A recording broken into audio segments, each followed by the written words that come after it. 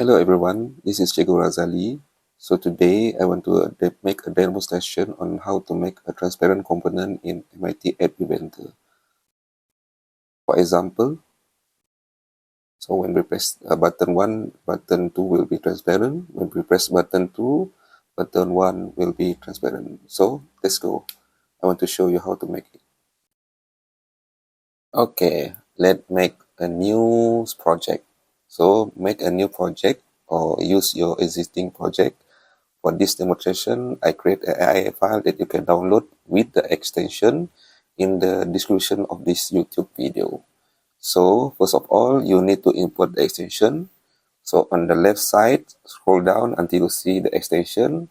Click import extension and look for Razali Transparent AIX. So after that, you import it and then you drag the extension into the screen. After that, we go to block. Okay. So I created two buttons, button 1 and button 2. You can use any component to make it transparent. So I created two options for you to choose.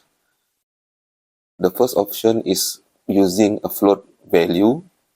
Okay? And the second option is the level. So which one do you prefer? You can choose whichever one. Okay? The difference is like this.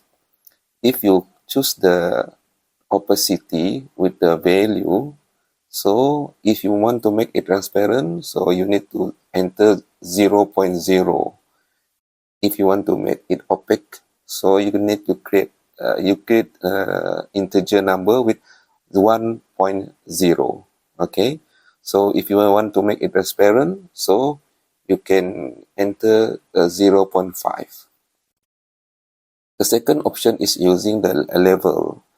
So in the level integer, it's much more simple. If you want to make it transparent, you just enter 0, and you want to make it opaque, you enter 10. If you want to make it transparent, you can enter any integer between 1 to 9. For this example, I have choose 5. Okay, so I think this is self-explanatory. I hope this will benefit you in your next project. Okay, that's all. Thank you.